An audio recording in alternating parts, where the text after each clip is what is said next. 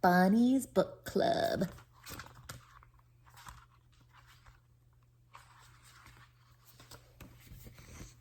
Whoa, this is really close. He loved them ever since he first heard the lady with red glasses reading aloud outside the library.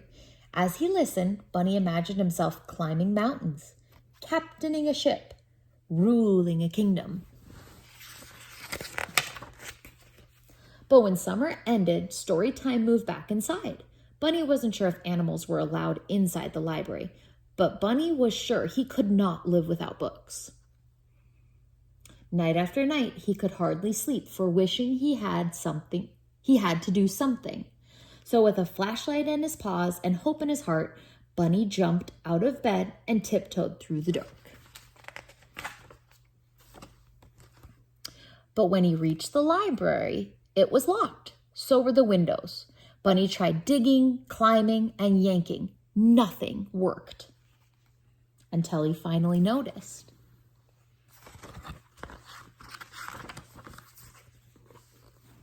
The book return. The shiny handle was far above his head, but it was no match for a high-hopping bunny hungry for books. Bunny leapt. He clung to the bar, flung himself over, wiggled his cottontail through the slot, and he landed inside with a thud. Bunny's ears sparkled at the sight of the shelves bursting with books. It was better than a field full of fresh, crunchy carrots.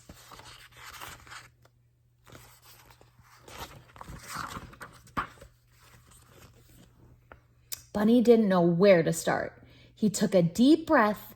It smelt as if it were wrapped inside of the pages of his favorite book. He followed his nose to the adventure section. There he found stories about squashbucklers, sharks, superheroes. Bunny greedily grabbed them all.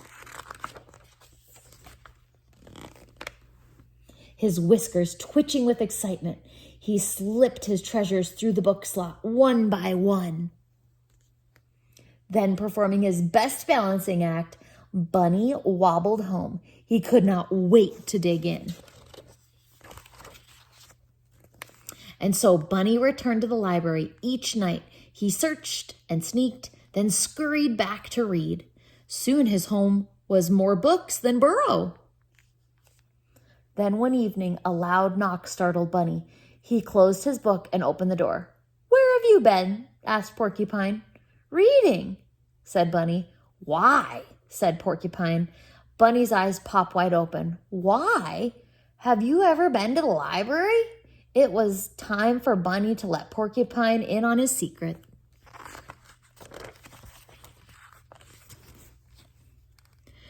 "Are you sure this is a good idea?" said Porcupine. "Calm your quills," said Bunny.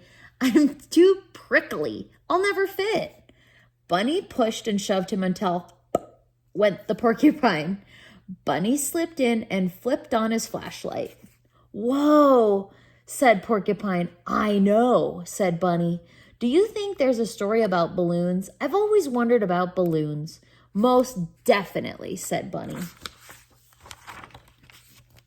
Sure enough, Porcupine found books on balloons and on deserts and dunes, on caterpillars and cocoons. When Bunny handed him one about hedgehogs, he hugged it. The two friends took turn cramming books out of the slot.